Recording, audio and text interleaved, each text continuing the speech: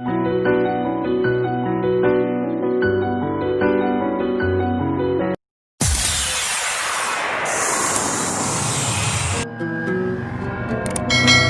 Guys, मैं हूं शाहरुख राज। आप देख रहे हैं माइंडेड स्टडी 22। आप सबका बहुत बहुत स्वागत है आपका अपने चैनल माइंडेड स्टडी 22 में।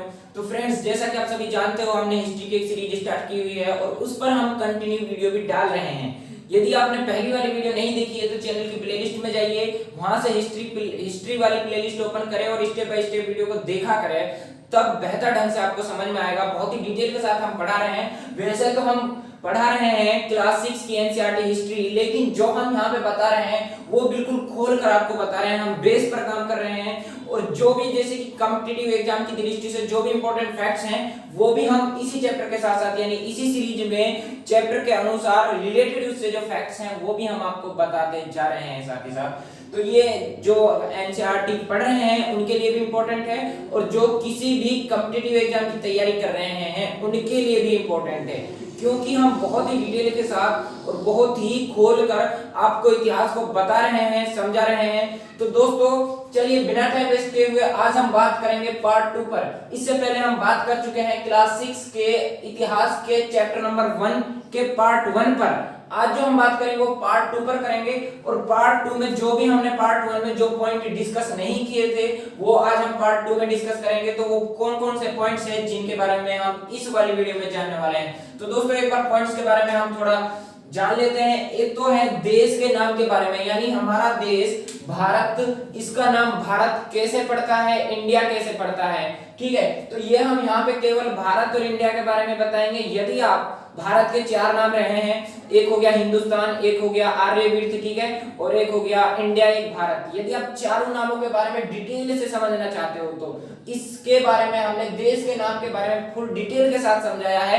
वो आपको मिलेगी वीडियो लूसिएंट वाली सीरीज में, यानी लूसिएंट की सीरीज जब आप ओपन करोगे तो उसमें देश के नाम के बारे में डिटेल के साथ हमने बताया है। तो यहाँ पे जो हम कवर करने वाले हैं वो देश के नाम के बारे में, भारत और इंडिया कैसे पड़ता है। उसके बाद हम अतीत एक है या अनेक है, इसमें भी हमने वीडियो डाली है इसी सीरीज में, उसकी जो लिंक है वो हम इसी वीडियो के डिस्क्रिप्शन में आपको दे देंगे।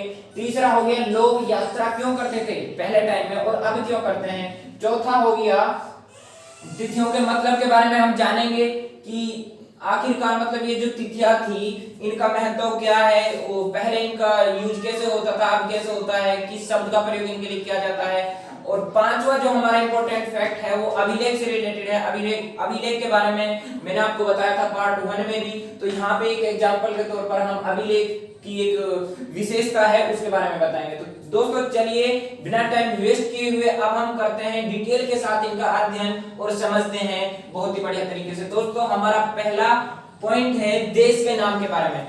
तो दोस्तों हमारे देश के नाम के बारे में यदि हम बात करें तो एक इंडिया के नाम से हमारे देश को जाना जाता है और एक भारत के नाम से जाना जाता है। और जो दो नाम बच गए आर्यवीर और हिंदुस्तान, उनके बारे में जानना चाहते हो तो वो उसका वीडियो कहाँ पे मिलेगा, वो लूसेंट वाली सीरीज में मिलेगा। ठीक है, तो अब यहाँ पे देखिए इंडिया कैसे पड़ता है, इस पर हम पहले बात करते हैं। भारत का नाम इंडिया कैसे पड़ा। देखिए इंडिया जो शब्द है वो बना है इंडस शब्द से।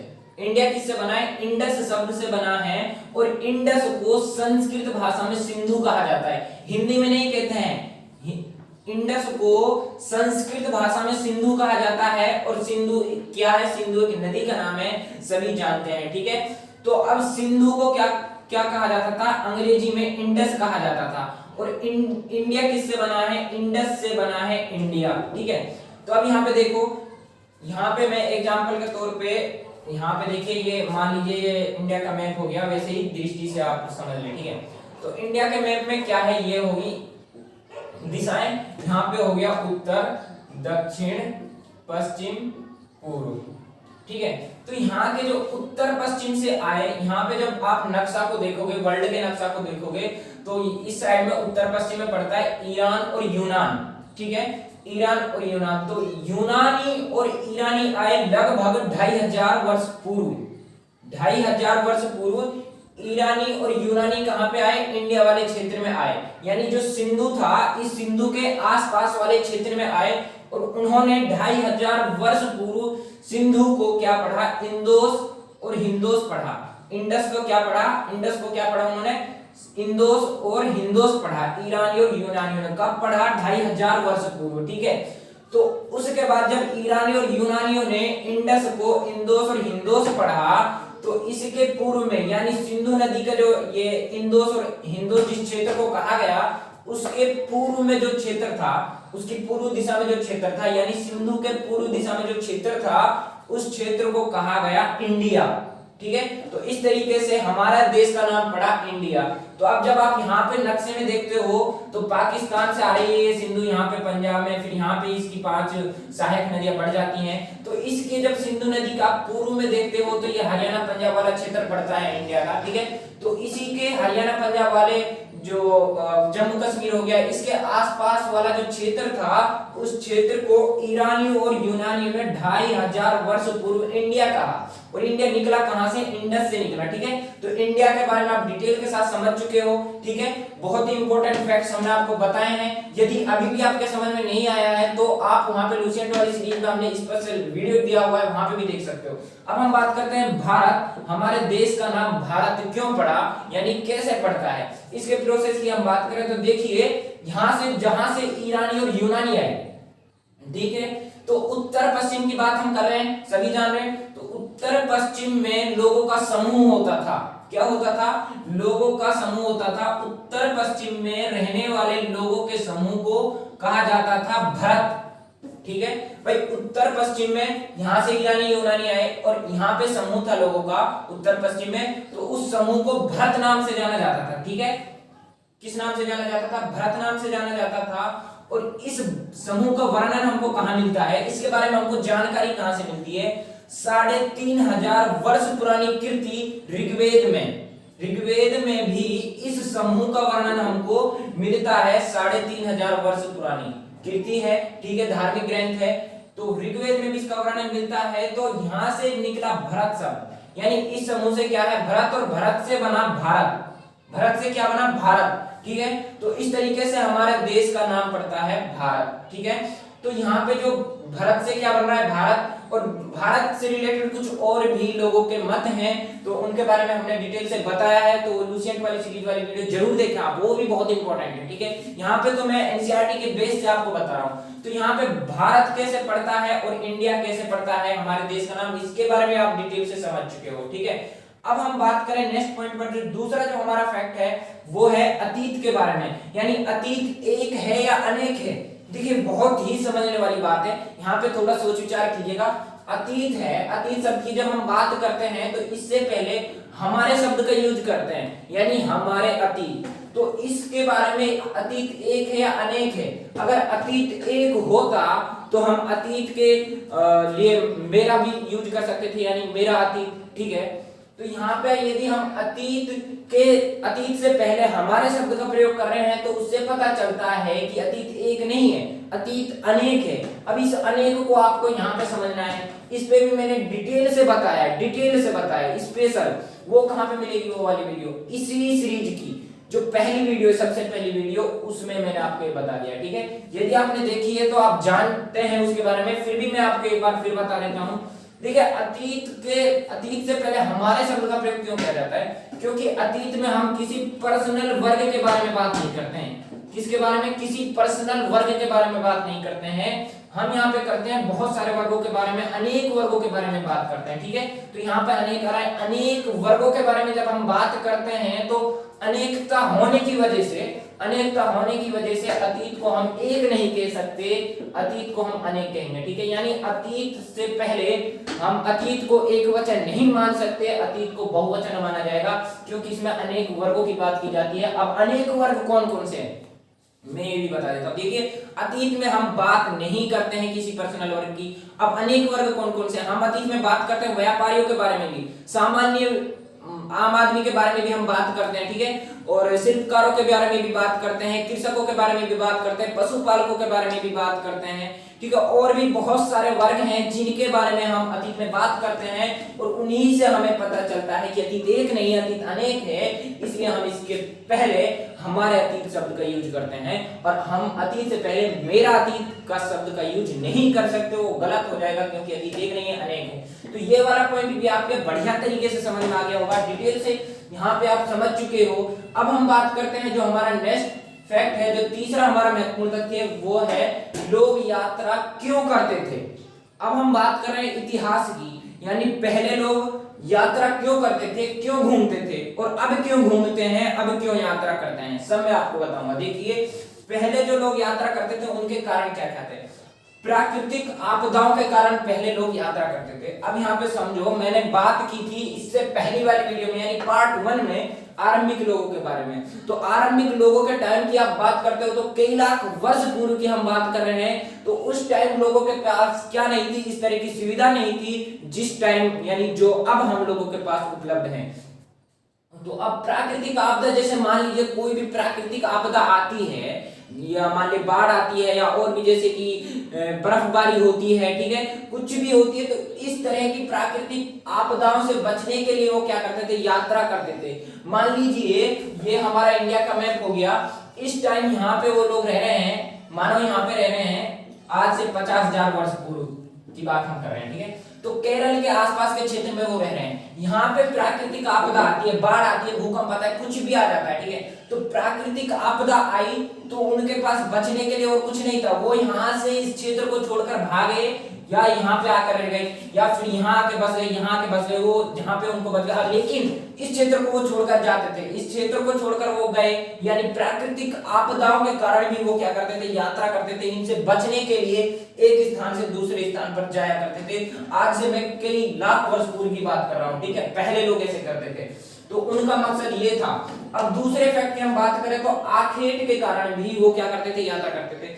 देखिए पहले लोग क्या करते थे, अपना जो भोजन करते थे, जो उनका खाद्य संग्रह करने का, या फिर खाद्य यानी भोजन प्राप्त करने के जो भी साधन थे, जो भी उनकी वस्तुएं थी, वो उनमें से एक था आखेट करना। आखेट का मतलब क्या होता है, यानी शिकार करना। तो वो क्या करते थे, आखेट यानी अपनी भोजन से, उनके लिए भोजन के एक तत्व हो गया, यानी भोजन की एक वस्तु हो गई, आवश्यकतापूर्ण वस्तु हो गई। तो जैसे जैसे जानवर कहाँ गए, किसी इस क्षेत्र को, केरल वाले क्षेत्र को छोड़कर चले गए इस क्षेत्र में, ठीक है, तो अब उनके पास यहाँ से जो यहाँ की जो पशु या जानवरों की जिनकी वो आखेट करते थे, उनकी संख्या घट गई। तो उनको भोजन प्राप्त करने की जरूरत होती थी। तो भोजन प्राप्त करने के लिए वो इन पशुओं के पीछे या फिर इन जानवरों के पीछे आखेट करने के लिए पीछे पीछे जाते थे, यानी उनका मकसद था आखेट करना, और आखेट की वजह से वो एक स्थान से दूसरे स्थान पे जा रहे हैं, ठीक है। ये भी एक इंपॉर्टेंट फैक्ट था, यानी आखेट की वजह से भी वो यात्रा करते थे। तीसरा हो गया आवश्यकतापूर्ण वस्तुओं के कारण। उनकी आवश्यकतापूर्ण वस्तु क्या थी, आप यहाँ से खुद भी इमेजिन कर सकते हो कि मनुष्य के लिए सबसे ज्यादा इंपॉर्टेंट होता है जल हो गया, भोजन हो गया, ठीक है। इस तरह की जो भी उनकी वस्तुएं थी, भोजन से रिलेटेड जो भी उनकी वस्तुएं थी, आखेट करना और भी बहुत सारी, ठीक है। तो उन सब को प्राप्त करने के लिए जो वहां पे जिस क्षेत्र में वो उपलब्ध मिलती थी, उस क्षेत्र में वो जाते थे, अपने एक स्थान से दूसरे स्थान पर जाते थे। यानी आवश्यकतापूर्ण वस्तुओं के कारण भी वो क्या करते थे, यात्रा करते थे। स्थानों की खोज में, खोज की चाह के कारण, यानी स्थानों की खोज की चाह के कारण भी वो एक स्थान से दूसरे स्थानों पर जाते थे, यानी यात्रा करते थे। अब स्थानों की खोज मतलब यहाँ पे समझो, स्थानों की खोज से यहाँ पे क्या मतलब क्या अभिप्राय है, यहाँ पे समझो, मान लीजिए जिस क्षेत्र में वो रह रहे हैं उस क्षेत्र में मान लीजिए जानवरों की संख्या घट गई, या फिर सूखा पड़ गया, ठीक है, तो कैसे भी स्थिति घट सकती है, ठीक है। तो वहां पे वो जहां पे ऐसे स्थान या जहां पे उनसे रिलेटेड जो उनकी आवश्यकतापूर्ण वस्तुएं जहां पे वो उपलब्ध होती हैं, उस तरह के स्थान की वो खोज करते थे, और वहां पे वो जाकर बस जाते थे या फिर रहने लगते थे। तो इस ये भी एक इंपॉर्टेंट फैक्ट है उस टाइम के लोगों की यात्रा करने का। पांचवे की बात हम करें तो पांचवा है व्यापार की तलाश का। अब देखिए समय बीतता गया, अब तक हमने बात की कई लाख वर्ष पूर्व की, अब समय बीत चुका है। अब यहाँ पे 8,000 वर्ष पूर्व की बात मैंने की थी, कहाँ पे, मेहरगढ़ के बारे में मैंने आपको बताया था, जहां पे सबसे पहले गेहूं और जौ जैसी फसलों को उपजाया गया था, ठीक है। तो अब यहाँ पे जब हम 8,000 वर्ष पूर्व की बात यदि हम करें तो लोग यात्रा क्यों करते थे, व्यापार की तलाश में करते थे। उस टाइम व्यापार स्टार्ट हो चुका था लगभग 8,000 वर्ष पूर्व, और व्यापार की तलाश में एक स्थान से दूसरे स्थान पर क्या करते थे, लोग आते थे जाते थे, ठीक है। ये भी इंपॉर्टेंट फैक्ट है। धार्मिक शिक्षा के कारण उस टाइम धर्म के बारे में भी हमको कुछ कुछ फैक्ट्स मिलते हैं। 8000 पहले की बात मैं नहीं कर रहा हूं, अब यहाँ पे थोड़ा आगे और बढ़ जाओ 8000 से, यानी आज से लगभग 3-4 हजार वर्ष पूर्व। तो धार्मिक, जैसे कि धर्म के बारे में लोगों को जानकारी मिली, तो अब लोग क्या कर रहे हैं, अपने अपने धर्म का प्रचार करने लगे। भाई जैसे जैसे धर्म से परिचित होते गए, धर्म को जानते गए, तो धर्म से क्या हुआ, अपने अपने लोगों, अपने अपने धर्म का लोग प्रचार करते थे। एक स्थान से दूसरे स्थान पर जाकर अपने अपने धर्म की शिक्षा देते थे, ताकि हमारा धर्म ज्यादा से ज्यादा प्रचलन में आए और एक उभर कर सामने आए लोगों का। ठीक है, अब हो गया जो लास्ट है वो है काम की तलाश में। अब यहाँ पे लोग क्या करते थे, जो वो तो आज भी करते हैं, लेकिन समय बहुत ज्यादा बीत चुका है, तो काम की तलाश में भी वो जाते थे। मान लीजिए यहाँ पे मैं वर्तमान की बात करूं तो बिहार के लोग काम करने कहाँ आते हैं, वो कहाँ आते हैं, दिल्ली आते हैं। ठीक है, तो हरियाणा के कुछ लोग दिल्ली गए। इस तरीके से वो काम की तलाश में भी क्या करते थे, यात्राएं करते थे। ये सभी यात्राएं उनके एक महत्वपूर्ण फैक्ट था। तो अब यहाँ पे हमने बात की 3 इंपॉर्टेंट फैक्ट्स की। आशा करता हूं कि तीनों बहुत ही बढ़िया तरीके से आपके समझ में आ गया होगा। अब हम बात कर रहे हैं फैक्ट 4 की, यानी कौन से ये 4 है, इसमें हम बात करेंगे तिथियों के मतलब के बारे में। अब ये देखिए, ये सबसे इंपॉर्टेंट है, इस पे थोड़ा ध्यान दीजिए, डिटेल से मैं इसको बता रहा हूं। 1 मिनट, थोड़ा यहाँ पे इसको साफ कर लेता हूं।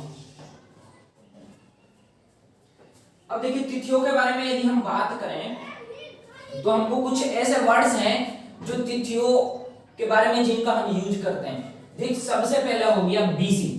अब इस बीसी पर काम करो, इसको समझो, तो आप बढ़िया तरीके से समझ जाओगे, कभी भी कंफ्यूजन नहीं होगा, कभी भी नहीं भूलोगे, मैं गारंटी ले रहा हूं। देखिए, एक हो गया बीसी, एक हो गया एडी, एक हो गया बीपी। ठीक है, तो बीसी, एडी, बीपी को समझ लो, ये 3 इंपॉर्टेंट है। बीसी का मतलब क्या है, बीसी का मतलब क्या है, बीसी का मतलब है बिफोर क्राइस्ट।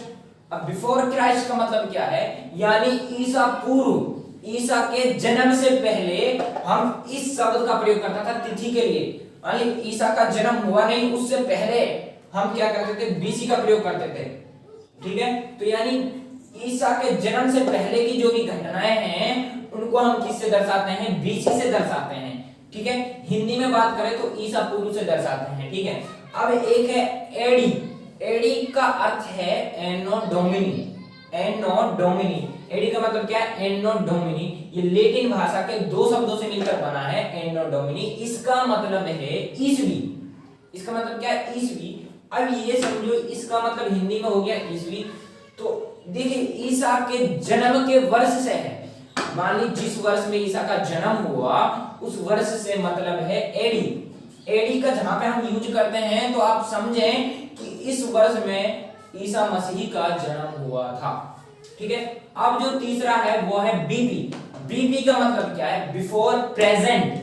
अब बिफोर प्रेजेंट यानी वर्तमान से पहले की बात हम यहाँ पे कर रहे हैं, ये 3 इंपॉर्टेंट है। अब देखिए, बीसी के लिए आजकल जो हम यूज करते हैं वो करते हैं बीसीई, यानी बिफोर कॉमन एरा।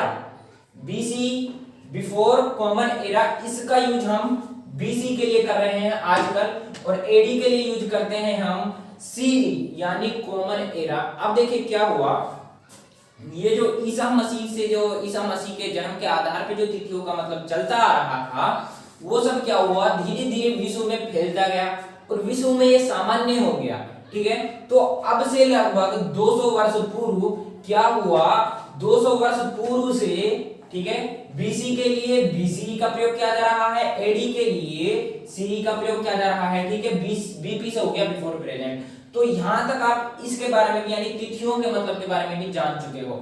अब देखिए यहाँ पे एक और जो बुक में लिखा हुआ था कि मान लीजिए ईसा मसीह के जन्म के बारे में यदि हम बात करें तो ईसा मसीह का जन्म लगभग मान लो आप 2000 वर्ष पूर्व हुआ था। तो 2000 को आप केंद्र बिंदु मान लो, तो 2000 वर्ष जो चल रही है ये तो हो गई ईसवी। ठीक है, इससे 2000 से पहले की यदि हम बात करेंगे तो उसको काउंट करेंगे हम बीसी से, बिफोर क्राइस्ट से, ईसा पूर्व से। ठीक है, और इसके बाद यानी बीपी, बिफोर प्रेजेंट। ठीक है, तो अब बढ़िया तरीके से आप समझ चुके हो, इसमें कोई भी कंफ्यूजन नहीं हुई। अब जो लास्ट फैक्ट है वो है अभिलेखों के बारे में। ये एक जो ये चैप्टर का जो एंड है वो चल रहा है अन्यंत्र। ठीक है, अन्यंत्र लिखा होता है, उस पर हम बात कर रहे हैं। तो उसमें एक अभिलेख की कहानी बताई जाती है, दर्शाई जाती है। तो देखिए अभिलेख की बात करें, इसकी क्या विशेषता है। अभिलेख के बारे में मैंने आपको बताया, अभिलेख कठोर सतह पर खोदे जाते हैं, जैसे कि धातु हो गया, पत्थर हो गया, डिटेल से पहले वाले पार्ट में मैंने बताया था। तो ये जो यहाँ पे जो अभिलेख की हम बात कर रहे हैं, वो अभिलेख 5000 वर्ष पूर्व, यानी आज से 5000 साल पहले मिला था। कहां पे? मिस्र में। ये कहां पे मिलता है? मिस्र में 5000 साल पहले अभिलेख मिला था मिस्र में। मिस्र का कौन, किसका देश है? उत्तरी अफ्रीका का एक देश मिस्र। मिस्र में 5000 वर्ष पूर्व एक अभिलेख के बारे में जानकारी मिलती है। और उस अभिलेख की खासियत क्या है? इस अभिलेख की सबसे बड़ी खासियत यह है कि ये अज्ञात लिपि में लिखा हुआ था। अब अज्ञात लिपि क्या होता है? मान लीजिए उस टाइम जो लोग जी, उस टाइम के लोगों की जो लिपि थी, अब से 5000 वर्ष पूर्व, तो उन लोगों की जो लिपि थी वो तो उस लिपि से क्या थे? परिचित थे, यानी उसके बारे में जानते थे। समय बीतता गया 5000 वर्ष हो गए, ठीक है। तो इससे पहले मान लीजिए जो लोग थे इस लिपि के बारे में नहीं जानते थे, जिस लिपि में ये लिखा हुआ था, और यह है 3 अलग अलग लिपियों में लिखा हुआ था, ठीक है। इसकी खासियत क्या है? 3 अलग अलग लिपियों में लिखा हुआ था। और मिस्र का एक कस्बा है रोसेटा नामक कस्बा में यह मिला था। मिस्र के उत्तरी तट पर एक छोटा सा कस्बा है रोसेटा नाम का, ठीक है। इसी रोसेटा नाम में यह अभिलेख मिलता है 5000 वर्ष पूर्व, और यह अभिलेख 3 भिन्न भिन्न लिपियों में लिखा हुआ था। अब देखिए यूनानी और मिस्र की लिपियों के प्रकारों में ये लिखा हुआ था, तो फिर इसकी पहचान कैसे की गई? यहाँ पे जो समझने वाली बात है, इसकी पहचान कैसे की गई? मान लीजिए यूनानी ने पढ़ा यहाँ पे, तो वहां पे जो लिपि लिखी हुई थी उस लिपि के पास में ही, जैसे मान लीजिए यहाँ पे एल लिखा हुआ है, ये उस टाइम की लिपि है, तो इसके पास में शेर का चित्र मार दिया, ठीक है। किसका? लॉइन का चित्र मार दिया, शेर का। तो इस तरीके से लोगों ने क्या क्या इमेजिन किया कि एल का यूज होता था शेर के लिए, यानी जो वहां पे चित्रित चित्र थे उन चित्रों के माध्यम से लोगों ने इमेजिन किया कि ये अभिलेख कहाँ का है, किसके बारे में इसमें लिखा हुआ है। तो जानकारी के अनुसार इसके बारे में एक राजा और रानी के बारे में लिखा हुआ था, और एक छोटे से फ्रेम में लिखा हुआ था इस तरीके से। और इस फ्रेम को, जिसमें राजा और रानी के बारे में लिखा हुआ था, ये पत्थर पर लिखा हुआ मिला ये अभिलेख, उसको क्या कहा जाता था? कारतूस कहा जाता था, ठीक है। तो ये था चैप्टर नंबर 1 का पूरा कंप्लीटली सार। यदि आपने पहली वाली वीडियो नहीं देखी है तो आप चैनल की प्लेलिस्ट में जाइए, उसको देखें, और उस वीडियो का लिंक हम इस वाली वीडियो के डिस्क्रिप्शन में भी दे देंगे, यहाँ से भी आप देख सकते हो, ठीक है।